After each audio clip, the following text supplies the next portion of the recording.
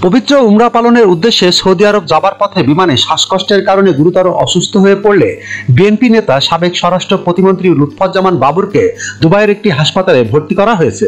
তার একান্ত সহকারী মির্জা হায়দার আলী গণমাধ্যমকে এ তথ্য জানান।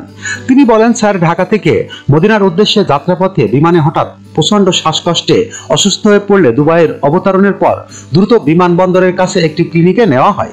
সেখানকার চিকিৎসকরা পরীক্ষা নিরীক্ষা করে তাকে হাসপাতালে ভর্তির পরামর্শ দেন। তিনি আরো বলেন, এখন স্যার দুবাইয়ের একটি হাসপাতালে ভর্তি আছেন। চিকিৎসকদের নিবিড় পর্যবেক্ষণে তার চিকিৎসা চলছে। হায়দার জানান, লুৎফুজ্জামান বাবরের পাশে তার বড় ছেলেও রয়েছে। বৃহস্পতিবার 30 জানুয়ারি সন্ধ্যা 6টায় এমিরেটাস এয়ারলাইন্সের বিমানে বড় ছেলে লাবিব ইবনে জামানকে সঙ্গে নিয়ে বাবর মদিনার উদ্দেশ্যে রওনা হন। এর কয়েক ঘন্টা আগে আরেকটি ফ্লাইটে লুৎফুজ্জামান বাবরের সহধর্মিণী সহ পরিবারের অন্যান্য সদস্যরা মদিনার উদ্দেশ্যে রওনা হয়েছিলেন। তারা মদিনা পৌঁছানোর পর জানতে পারেন লুৎফুজ্জামান বাবর অসুস্থ হয়ে দুবাইয়ের একটি হাসপাতালে ভর্তি হয়েছেন।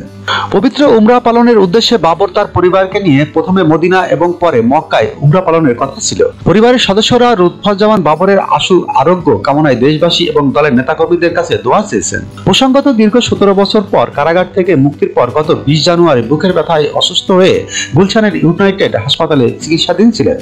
সেখানে কয়েকদিন আইসিইউতে চিকিৎসকদের নিবিড় পর্যবেক্ষণে ছিলেন তিনি। সব মামলা থেকে খালাস পাওয়ায় গত 16 জানুয়ারি দীর্ঘ 17 বছর পর কারামুক্ত হন লুৎফুজ্জামান বাবর। যখনকার খবর তখনই দেখতে চোখ রাখুন সুন 24 টিভিতে। চ্যানেলটি সাবস্ক্রাইব করুন।